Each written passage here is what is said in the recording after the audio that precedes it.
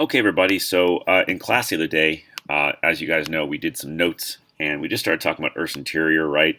Um, we talked about just some facts I just want you guys to know, and we started talking about these seismic waves. And I showed you this graph at the end of class. So your first assignment that you're going to do, you're going to be using this graph right here. Remember that the x-axis here is distance. And distance, you'll see everything is graduated by 200 meters. So here's 1,000 kilometers right here. And then each line there is going to be another 200 kilometers. So for example, right here is 1,200 kilometers and 1,400 kilometers and 1,600 kilometers, 1,800, 2,000. The y-axis is in minutes. And each line is graduated by 20 seconds. So 1 minute, 1 minute and 20, 1 minute and 40, 2 minutes, 220, 240, 3 minutes.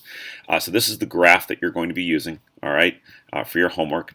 And you'll be seeing this graph quite a bit. So the first homework that you're going to do is called P and S Waves Homework 1, all right?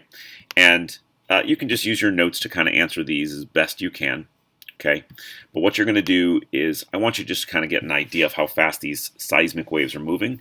So here's your P waves. I don't know why it looks so weird there. And here's your S waves. So I give you a distance and even possibly a time. You've got to find the speed that they're moving in kilometers per minute. Distance is in kilometers and time is in minutes.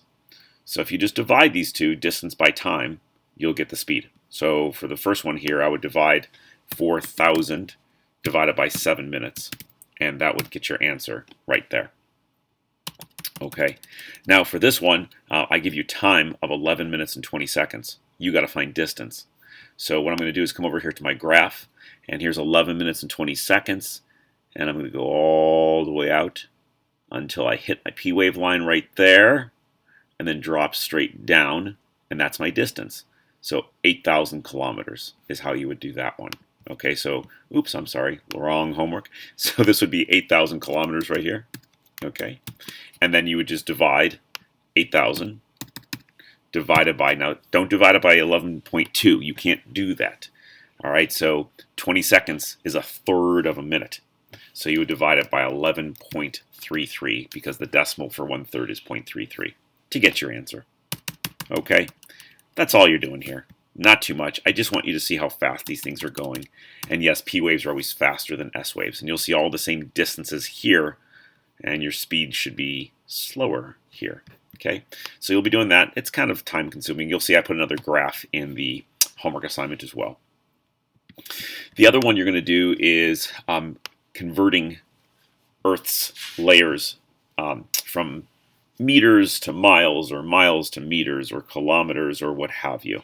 I just want you to understand that we talk about Earth's interior, we talk about thickness, and we can do it in SI, which is the metric system, or we can do it in empirical, which is like the imperial, excuse me, which is the English system that you guys are more used to. So it's a good time to kind of come back to understanding the metric system and knowing, what distance metric is like about the same English. It doesn't have to be perfect, right? But I just, you're going to see this all your life. And that's kind of why I do this. So I give you a layer like the continental crust, which you're going to be learning about come next week. And I say, okay, the thickness is 40 kilometers. So convert this to meters. So I give you all your conversion factors right here. Okay, so you got to find a conversion that takes you from kilometers to meters. So as you can see right here, I can go 1 kilometer is 1,000 meters, or 1,000 meters in a kilometer. So what I would do is I would multiply 40 kilometers. I'll just abbreviate it here. And I'm going to multiply that. Okay. Now I want to get rid of kilometers and convert it to meters. So what you want to do is whatever you want to get rid of, you're going to put that unit on the bottom. And whatever unit you want it in, you put on the top. So as you can see right here, I can use 1,000 meters in a kilometer. So what I would do is multiply that times 1,000 meters, and then I'm going to put that over. Let me just underline that. I think if I underline that, there we go. Yep. But I don't want that to happen. So 1,000 meters in 1 km. Sorry for the line there, but you get it.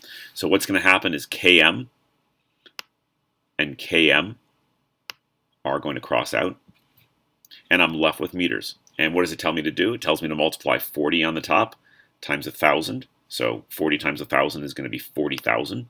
And on the bottom, it's over 1. So 40,000 over 1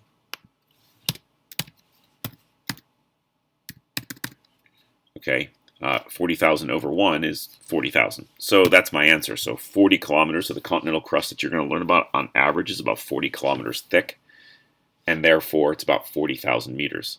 Now, what about thickness or distance in miles? Okay, so now I'm in meters or kilometers. I want to convert that to miles. So I can use this guy right here to convert it to miles, or I can use this guy right here to convert it to miles. It doesn't matter because they're all going to be the same. So you can see right here, is there a conversion from kilometers to miles? Yep, right there. Okay, so I have 40 kilometers, and I'm going to multiply that. I want to get rid of kilometers again, right, and convert it to miles. So right here, as you can see, 1 mile. And 1 mile, gonna just try to underline that as best I can. Yep, good. Okay, so 1 mile, and then come out here, and then fill it in. We have 1 mile, and we have 1.6 kilometer.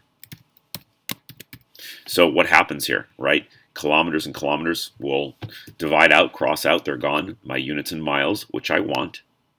And how do I get from, what do I do here? I multiply through by the top, that's 40. And multiply through by the bottom, that's 1.6.